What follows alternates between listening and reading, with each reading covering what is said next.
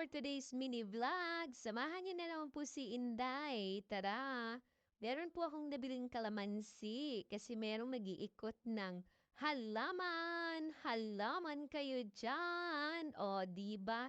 Dahil narinig ko si halaman kayo dyan. Ayan, bumili ako ng kalamansi dahil yun lang yung meron si kuya. Kalamansi, ano pala yung sili na haba, pang sinigang daw. At yung sili na, anong tawag dito, yung espada ba yun? Ay, hindi. Yun na yata yun. Yung sili na pahaba, espada na yata yun, di ba? Yung sili na isa, yung parang pula yung ikinuha ko nung dun sa na-preserve ko.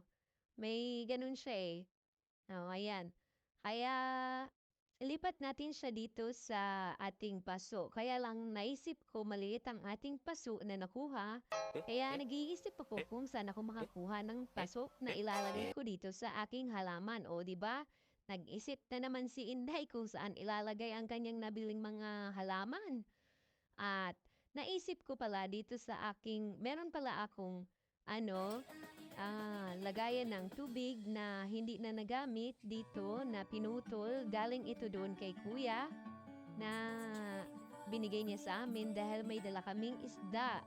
Ayan, dito ko siya ilalagay. Ayan. Nakikita niyo ba yung nakikita ko? Nakikita niyo ba yung nakikita ko, guys? Just lang. Ayan, dahil may sabon, kaya hinugasan ko muna para maalis yung sabon. At ayan na nga, ilalagay na natin yung ating kalamansi dito sa ating galon na paso. Ayan. Ito guys, paglalagyan sana to ng yung tinanim ng asawa ko dun. Itong galon na to, paglalagyan ng asawa ko dun sa kanyang lemongrass na tinanim dun sa kabila ng bahay sa harap.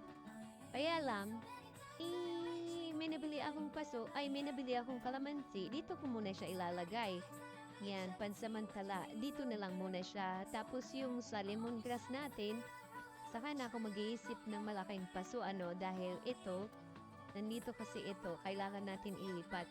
At meron pala akong lupa na dito ko nilagay kasi sabi ko kung halimbawa meron akong halaman, di may kukunin akong lupa. Kaya ayan, saktong-sakto yung mga lupa na nandito sa aking mga paso na hindi na nagamit ay kumasya dito sa ating tanim, sa ating itatanim. Ayan.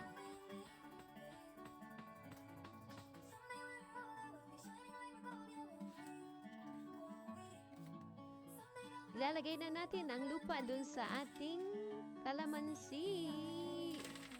Magbunga ng marami. Thank you for watching.